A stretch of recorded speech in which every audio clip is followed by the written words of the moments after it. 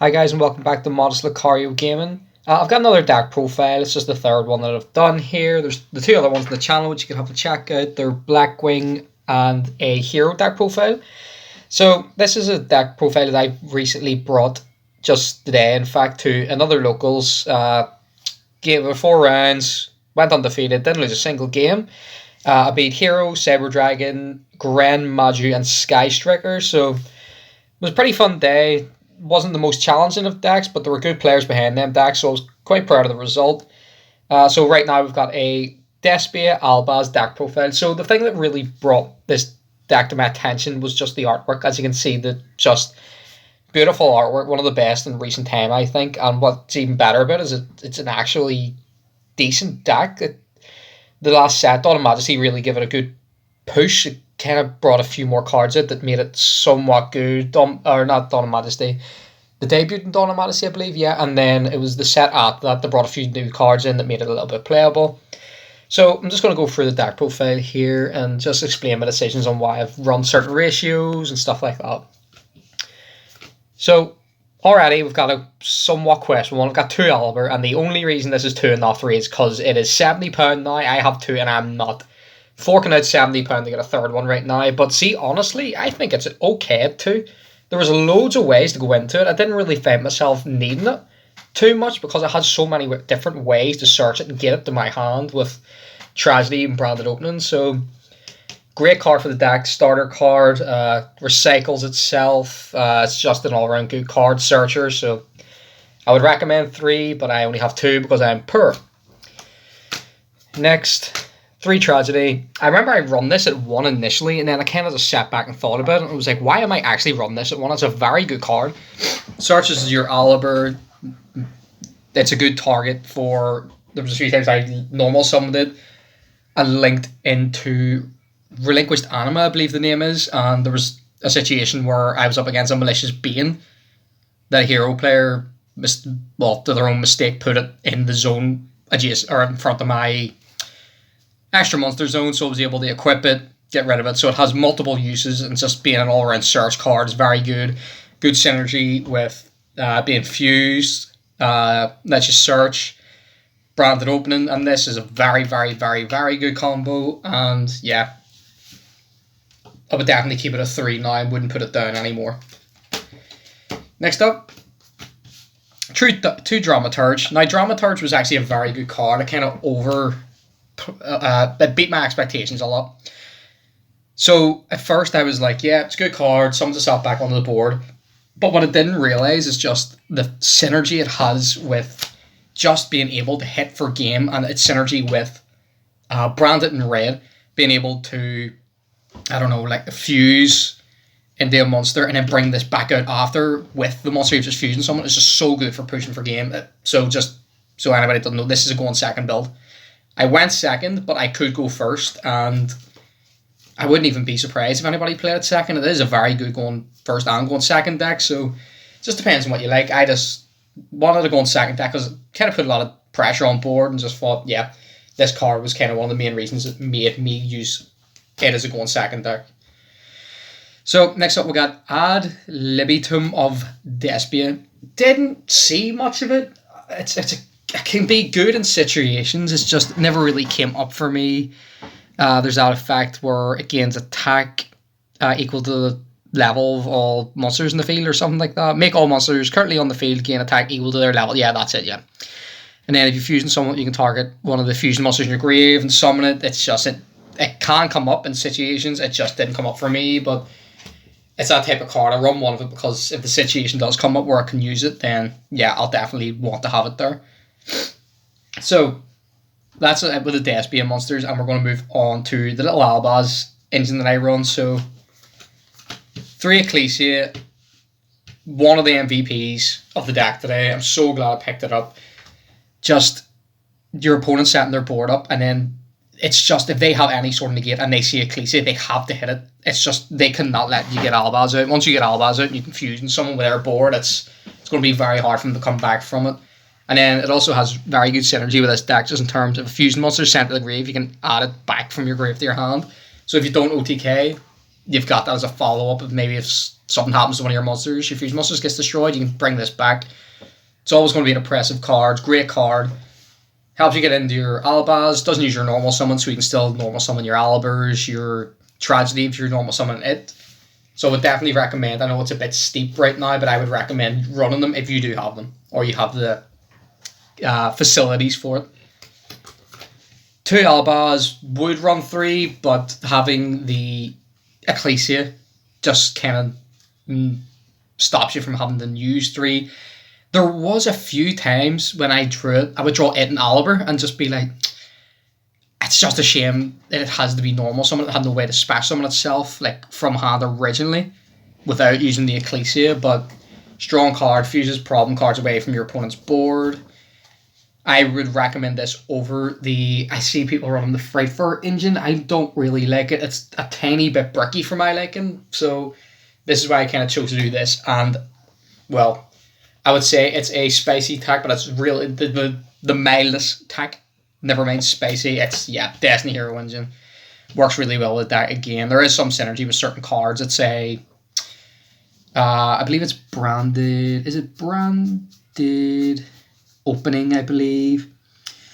So the fusion monster you control will be destroyed by a card effect and balance this card from your grave instead. So it kind of saves your DP as well. So not only is DP really, really oppressive and actually synergizes as well in this deck, there's cards like Branded Opening that can kind of protect it and do other things with it. So too good of an engine not to run when you have it. That's why I choose to have it. Then we've just gonna round up the hand traps. Ice Blossom, it's just all around good for meta decks. Random combo decks, like the Grand Mazu deck. It was nice to be able to ice the Golden Castle of Stromberg that we're using.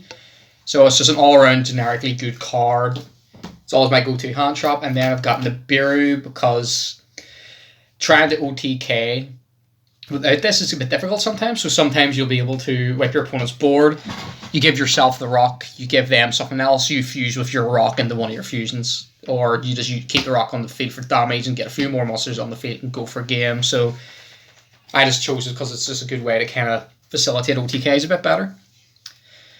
So we're on to the spells now, and we've got the best spell in the deck. It's Branded Opening. I think this card is actually completely nuts. It's another one that I read. I was like, oh, it's a good card. And then when you actually play with the deck, you're like, okay, this card is very good. So there's obviously a combo with it and Tragedy. So Branded Opening is you discard a card and then you take a Despia monster from your deck and either add it to your hand or summon it. So there's a few times that it came up. So I would summon the Dramaturge sometimes and then fuse with the Dramaturge. Because it has the summon and defense mode, you fuse with the Dramaturge to summon a fusion. Dramaturge comes back, so it uses fusion material, so it's very good for that. And then for the combo with it and Tragedy, you would discard Tragedy from your hand to activate this, and because it's not for cost, you discard the Tragedy, you search your monster with this, or summon it, whatever one you choose, and then Tragedy will search as well. So you're getting 2 searches off. Well, it's a 2 for 2, basically. But yeah, very good search card. It's a type of card that if you give any archetype it, they would bite your hand off for it. Branded in red, probably the most overperforming card, I think, of the whole day. The amount of times I had a good presence on field, try and OTK, but be a bit short, and have Branded in red to be able to quick effect fusion summon was just so powerful. It was a very, very, very good card. Even the ability to keep recycling your Aliber. There was a few times where I would fuse with, say, like 2 just random monsters on my board or in my hands, stuff like that. Fuse with them, but I would add the Aliber back to hand first, not use the Aliber, and then being able to summon the Aliber and continue to play that way. So it's just such a versatile card. It's not only a reinforcement of the army for the deck, it's also a fusion spell, quick play fusion spell, which is very good. Despia Theatre didn't really overperform, didn't underperform. It's very good cards. Basically just a polarization field spell, just for the Despia archetype. Then its second effect, which is actually comes up the odd time. So it's if a non-fusion furry monster leaves the field by opponent's card effect, you can target a level 8 or higher fusion in your grave, special summon it. So it actually works with DPE a few times. I did it once with the DPE, but it was coming back anyway, so I got it back a bit earlier, which was handy. So, like I said, it synergizes very well with the deck. I run 2 just because running one's kind of not really enough. It's good to have the second one if you need to search it off ALBAZ. Refusing Destiny because, yeah, this summons your DPE. Kind of run it in every deck now just because of how good DPE is. Having to draw 2 from Celestial on your next turn just to help OTK is just too good not to run. Again, another one I would suggest very, very strongly if you have this deck or you want to play this deck to run it. So I've got my own little type of deck here. I run 3 Chalice. Now, I'm a big fan of Chalice. I was running Chalice for the Invoke deck. I do play an Invoke Dogmatica deck as well, and I would run this, and every time I have this in my hand, it's just such a good card. It's always going to be either you're negating the problem card or you're baiting out a negate because they have to obviously respond to it or just not respond to it and take the 400 extra attack. So it works right in this deck, helps you get rid of things, bait out negates.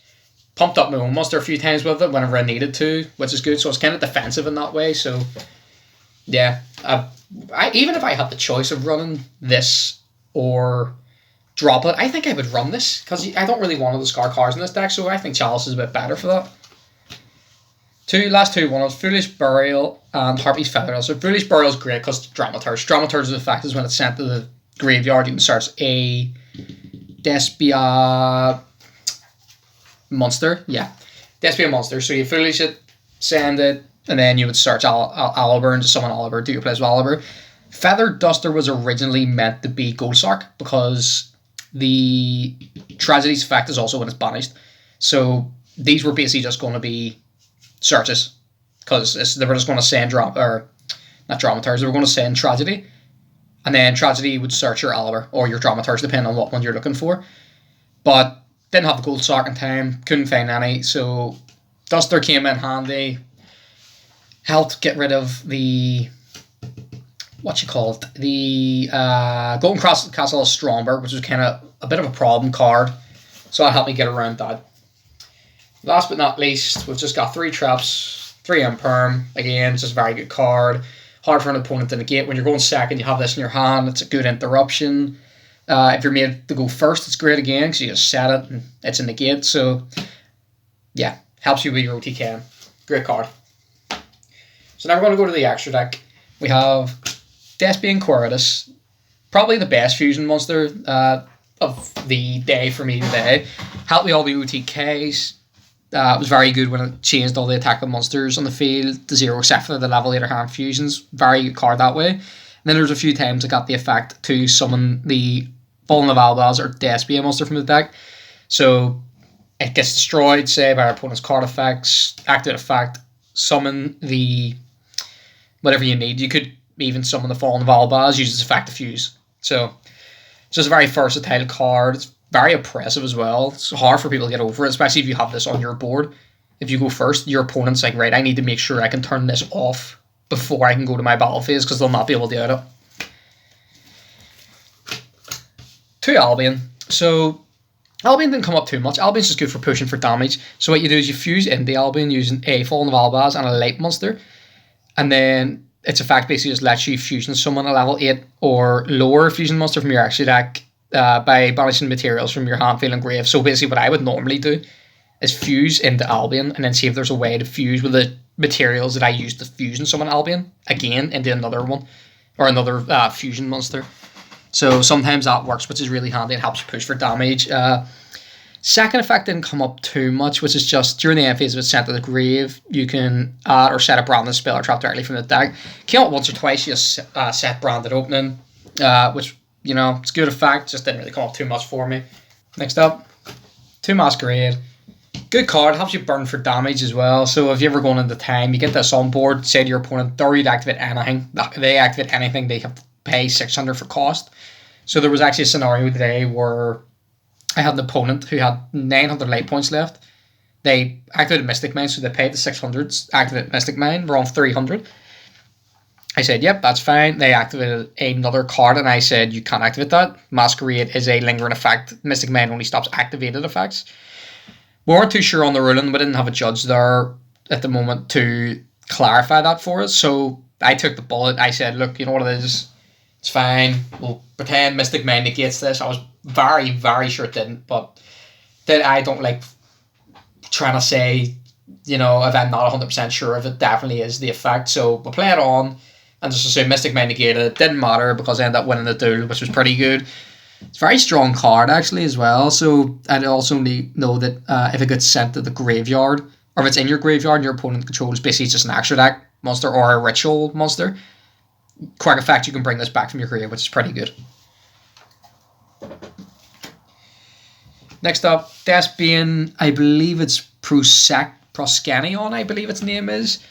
Very underrated card. So there was one duel against the hero deck that I played where he had Malicious Bane again. It was a different game, game one.